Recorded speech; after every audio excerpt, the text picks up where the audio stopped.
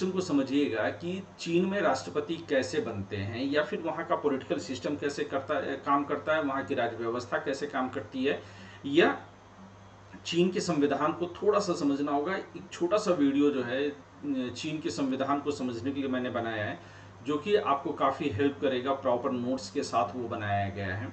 तो अगर आप उसको देखेंगे तो आप ये समझ पाएंगे कि जिसका कि चीन की एकमात्र पार्टी है, वहां पर सिर्फ एक ही दल को वहां पर इजाजत है, और उस दल का जो मुखिया होगा, जो उसका जनरल सेक्रेटरी चुना जाता है, वही वहां पर जो है राष्ट्रपति चुना जाता है, और वही वहां पर सेना का भी प्रमुख होता है।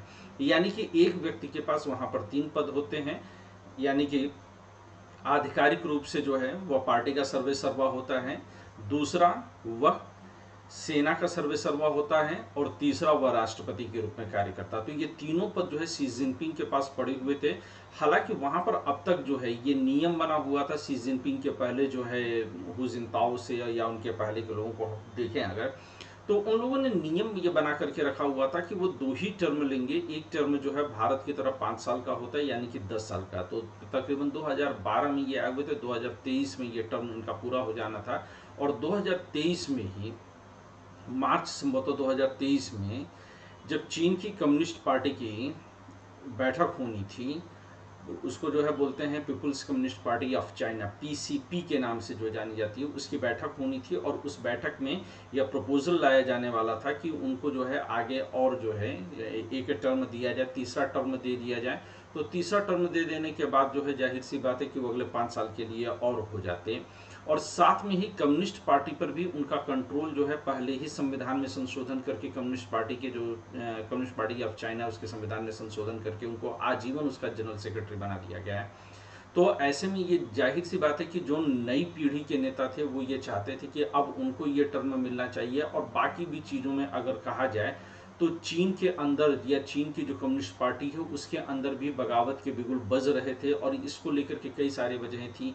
एक तो जो है वहाँ पर कोविड को जिस तरह से टैकल किया गया था उसको लेकर के नाराज़गी थी। फिर बाद में अगर ये भी हम देखें कि यूक्रेन के मुद्दे पर भी जो है चीन के अंदर काफ़ी नाराज़गी बनी हुई थी। अगर चीन की अर्थव्यवस्था को भी देखें तो ये खबरें लगातार आती रही हैं कि चीन में जो आर्थिक असमानता है वो काफ़ी अधिक मात्रा में है, जिससे कि भारत में इस समय बढ़ा हुआ है कि एक तरफ हमारे देश के उद्योगपति अडानी जो है वो अमीरियत का जो है नया नया रिकॉर्ड बनाते चले जा रहे हैं, और देश में जो है हंगर इंडेक्स पर जो है या भूख सूचकांक पर हमारी हालत ख़राब होती जा रही है, बेरोजगारी बढ़ती जा रही है, हमारी जो है विदेशी मुद्रा जो है वो लगातार कमज़ोर होती जा रही है। तो दूसरी तरफ देश में जो है कमी आ रही है। ऐसे ही हालात वहाँ पर भी देखने को मिल रहे थे। साथ में और भी बहुत सारी चीज़ें थी जिनको कि लेकर के काफ़ी बड़ा विवाद हो रहा था। ये कभी अलग से हम चर्चा करेंगे कि क्या इसमें नाटो के जो देश हैं, खासतौर से अमेरिका का कोई रोल है। हालांकि अगर अभी भी देखा जाए तो इसका बड़ा, अगर सी जिनपिंग जाते हैं तो इसका बड़ा असर जो है रूस और यूक्रेन की लड़ाई पर भी पड़ेगा, क्योंकि सी जिनपिंग की व्यक्तिगत मित्रता पुतिन जी के साथ है, और ये दोनों मिलकर के जो है कहीं न कहीं साम्राज्यवादी नीतियों को विस्तार दे रहे हैं। हालांकि मेरा कतई ये कहना नहीं है कि यूक्रेन पर जो है रसिया का अटैक गलत है। तो वन बेल्ट वन रोड की जो चाहे स्कीम हो, चाहे यूक्रेन के साथ हो या फिर ताइवान के साथ जो है लगातार संघर्ष बढ़ता चला जा रहा था, उस पर हो, अमेरिका जो है लगातार जो है साउथ चाइना सी की तरफ आती जा रही है। नॉर्थ कोरिया में भी ये माना जा रहा है कि नॉर्थ कोरिया का कहीं न कहीं मोह भंग हो रहा है चाइना के साथ, और वो कहीं न कहीं प्यार के पींगे जो है अब पूंजीवादी देशों के साथ बढ़ाना चाह रहा है, या फिर पश्चिमी देशों के साथ बढ़ाना चाह रहा है। उधर जापान भी जो है वह नए तरीके से जो है अपनी सेना वगैरह को डेवलप कर रहा है। तो तमाम अगर ऐसे जो है संकेत मिल रहे थे, जिसकी वजह से हम ये मान करके चल सकते हैं कि कहीं न कहीं चीन घिरता चला जा रहा था, या चीन कहीं न कहीं वैश्विक नीति पर अलग थलग पड़ रहा था। और ये एक बड़ी वजह इस समय ये भी आ रही है कि जो साइबेरिया के रास्ते रूस अपनी एक पाइपलाइन के जरिए गैस सप्लाई करता था चाइना को, उस पाइपलाइन को भी बंद कर दिया गया है। जब से कि इनको जो है खबर आ रही है कि शी जिनपिंग को जो है कैद कर लिया गया है। हालांकि कोई भी ऑथेंटिक न्यूज़ नहीं है, लेकिन इस समय अगर देखें तो दुनिया के तमाम देशों में अगर हम देखें तो राजनीतिक उथल पुथल काफ़ी भयंकर मात्रा में मची हुई है। इसमें आप ईरान को ले लीजिए। ईरान जो कि एक तरह से जो है मुस्लिम धर्म गुरु वाला देश बनने की कोशिश कर रहा था, वहाँ पर महिलाओं ने खुला विद्रोह कर दिया है। अफगानिस्तान की हालत हम लोग पहले से देख ही रहे हैं। पाकिस्तान में तो जो है जब से उनका जन्म हुआ तब से उनका पता ही नहीं कि क्या हो रहा है। चाइना की स्थिति हम लोगों ने देखा कि सड़कों पर जनता ने बगावत की। उसी तरह से दक्षिण अमेरिका के कुछ देशों में हो रहा है। अफ्रीका के देशों में जो है काफ़ी बगावत के बिगुल बज रहे हैं। इसी तरह से रसिया में भी हम देख रहे हैं कि पुतिन के तमाम ताकतवर होने के बावजूद भी पुतिन जो जनता है वो कहीं न कहीं पुतिन का यूक्रेन के खिलाफ लड़ाई में साथ नहीं दे रही है। वैसे ही अमेरिका में हम लोगों ने ट्रंप की स्थिति में देखा था कि किस तरह से जो है जब जो बाइडेन को शपथ लेनी थी या जिस दिन फाइनल जो है रिजल्ट डिक्लेयर होने थे, उस तरह से अमेरिका में जो है हंगामा होता है। अमेरिका में जो है आगजनी की घटनाएं हो जाती हैं। ब्रिटेन के राष्ट्र प्रधानमंत्री को अपना पद छोड़ना पड़ जाता है। फ्रांस के राष्ट्रपति जो है घिर जाते हैं। अमेरिका में ब्रिटेन की महारानी जो है वो ब्रिटेन में ही उनकी डेथ हो जाती है। तो तमाम दुनिया में अगर हम देखेंगे तो उथल पुथल मचा हुआ है। भारत में भी आप तमाम राज्यों में देखेंगे तो लगातार उथल पुथल मचा हुआ है। तो कहीं ना कहीं इस समय दक्षिणपंथी जो विचारधारा है वो वैश्विक राजनीति में हावी है। तमाम दुनिया में जो है दक्षिण पंथ की तरफ झुकाव बढ़ा है। लेकिन कहीं न कहीं ये संकेत भी अब मिलने लगे हैं कि जनता जो है इस दक्षिणपंथी, चाहे आप ईरान की बात करें, वहाँ पर जिस तरह से धर्म ने जो है राजनीति पर कंट्रोल करने की कोशिश की है, वह भी जब धर्म और राजनीति का पैचअप होता है तो यही दक्षिणपंथी राजनीति है। और जब धर्म और राजनीति एकदम एक दूसरे से जुदा हो जाए तो समझ लीजिएगा कि यही वामपंथ है। और जब धर्म और राजनीति धर्मनिरपेक्षता का बहाना करके एक दूसरे के साथ चल सकते हो तो समझ जाइएगा कि ये राजनीति का मध्यम मार्ग है। हालांकि इसके आर्थिक पहलू भी हैं, मैंने सिर्फ धार्मिक पहलू से लिया है ताकि बात समझ में आ जाए। बाकी मेरे पॉलिटी के वीडियोस में आपको सारी जानकारी डिटेल से मिल जाएगी। तो एक कहीं ना कहीं ये है कि अब जनता के अंदर इस दक्षिणपंथी राजनीति को, मैं सिर्फ भारत के संदर्भ में नहीं बोल रहा हूँ, पूरे वैश्विक परिदृश्य के संदर्भ में भी बोल रहा हूँ। अगर वैसे भी राशियों नक्षत्रों का जोड़ देखिए तो इस समय जो है राहु काल चल रहा है और यानी कि यूरेनस का जो है टाइम चल रहा है। और इसकी वजह से जो है वैश्विक राजनीति में हमेशा उथल पुथल आती है जब भी उसका उदय काल होता है। तो ये बड़ी आश्चर्यजनक घटना है। अब ये मत कहिएगा कि आशीष सर जो है वो ज्योतिष बताने लगे। मैं ज्योतिष को नकार भी नहीं रहा हूँ, लेकिन आपके मतलब की चीज़ नहीं है। एक अंडरस्टैंडिंग डेवलप करने के लिए कि पूरी दुनिया में इस तरह की उथल पुथल मची हुई है।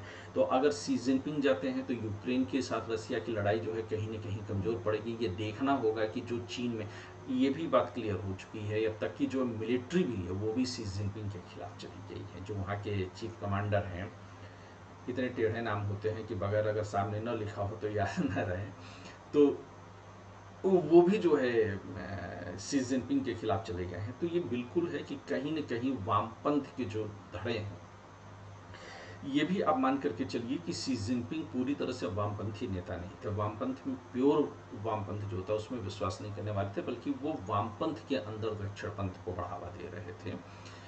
और चीन की जो इकोनॉमी है, चीन की इकोनॉमी भी अपने पतन की तरफ जा रही है। चीन ने इतना ज़्यादा पैसा बांटा और वो तमाम देश डूब रहे हैं। तो आप उनकी ज़मीन तो ले लेंगे, लेकिन आपके पास जो है वो पैसा कहाँ से आएगा। चीन में रियल इस्टेट का जो मार्केट था वो पूरी तरह से धाराशायी हो चुका है। तो ये बहुत सारी ऐसी बातें रही हैं और ये इतने दिनों से, ये तकरीबन आप मान करके चलिए कि आज एक सप्ताह से ऊपर हो गया है जब शी जिनपिंग को जो है नज़रबंद कर लिया गया है, जैसी कि खबरें आ रही हैं तथाकथित रूप से। उसके बावजूद भी चीन में कोई बड़ी हलचल जो है जनता की तरफ से देखने को नहीं आ रही है। जबकि बीजिंग से होने वाली तमाम, अगर ये हम कह दें कि ये बात पूरी तरह से निराधार है, तो तकरीबन 6000 से ज़्यादा इंटरनेशनल फ़्लाइट्स और डोमेस्टिक फ़्लाइट्स दोनों मिलाकर के वो अब तक कैंसिल की जा चुकी हैं। जो वहाँ की तमाम जो है ट्रेन्स होती हैं, ख़ास तौर से जो उनकी लग्जरियस ट्रेन्स होती हैं, उनके टिकट्स जो हैं वो सस्पेंड कर दिए गए हैं। इसी तरह से जो आम मूवमेंट होती है वो पब्लिक की जो है रोक दी गई है। करीबन 80 किलोमीटर तक बीजिंग के चारों तरफ जो है सेना का जो है गाड़ियों की मूवमेंट देखी जा रही है। यानी कि पूरी तरह से एक छावनी में बीजिंग को तब्दील कर दिया गया है। अब अंतर ये पड़ता है कि चीन की खबर बिना चीनी सरकार की मंजूरी के वह वहाँ की मीडिया छाप नहीं सकती है। वहाँ पर प्रेस पूरी तरह से सेंसर है। भारत की तरह जो है उदार लोकतंत्र वहाँ पर नहीं है। तो ऐसी अवस्था में ये समझ में नहीं आ रहा है कि स्थिति क्या है। लेकिन जो संकेत हैं वो पूरी तरह से स्पष्ट हैं कि सी जिनपिंग तो गयो भाई, चीन में तख्ता पलट हो गया। और अगर इस तरह से माना जाए तो 1948 में पहली बार जो है हमारे जो द्वितीय विश्व युद्ध के बाद का जो इतिहास है, तो माओ ने तख्ता पलट किया था जब उन्होंने गणतंत्र को जो है राजतंत्र को गणतंत्र में बदल दिया था। उसके बाद 1948 के बाद, हालांकि 1962 के आसपास आते आते माओ की जब ताकत कमजोर पड़ती है, तो वो कहीं न कहीं भारत के ऊपर अटैक करते हैं, तमाम बहाना बनाते हैं। और वो भी माओ का भी जो है, चूंकि एक डिक्टेटरशिप थी, तो उस डिक्टेटरशिप का जो है, ताकि वो अपनी सत्ता को बचाने के लिए कहीं न कहीं वो एक बाहरी दुश्मन ढूंढने की कोशिश कर रहे थे। और मजबूरी भी थी उनकी, क्योंकि वहाँ पर जो अकाल पड़ा हुआ था उसको झेल नहीं पा रहे थे। तो एक तख्ता पलट की संभावना माओ के समय में भी व्यक्त की गई थी, लेकिन वो बहुत माइन्यूट सी थी।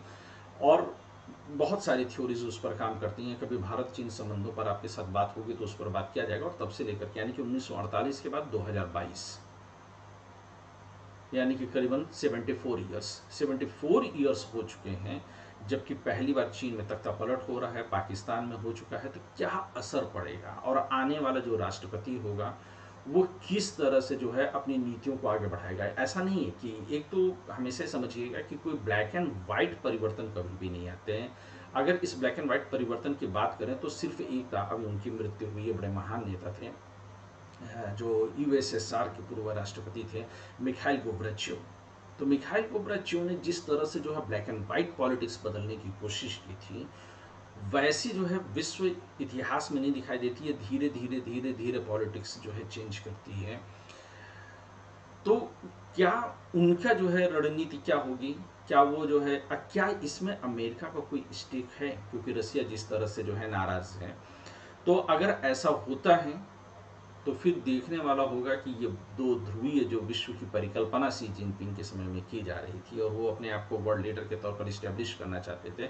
और ये माना जा रहा था कि जो बाइडेन जो है वो काफ़ी कमज़ोर लीडर हैं, लेकिन जो बाइडेन ने जिस तरह से बिना हथियार चलाए रसिया को यूक्रेन में फंसा दिया, और अगर कहीं इसमें अमेरिका का हाथ शामिल हुआ, तो निस्संदेह जो बाइडेन अचानक से पूरी दुनिया का इतिहास बदल चुके होंगे, अंडरडॉग के तौर पर उभरे हैं।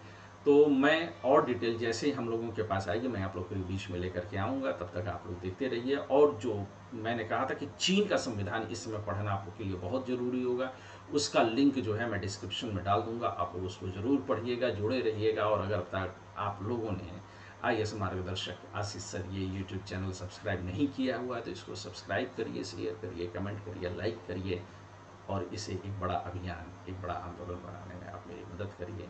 हम मिलते हैं जल्द ही पूरी डिटेल के साथ। Thank you.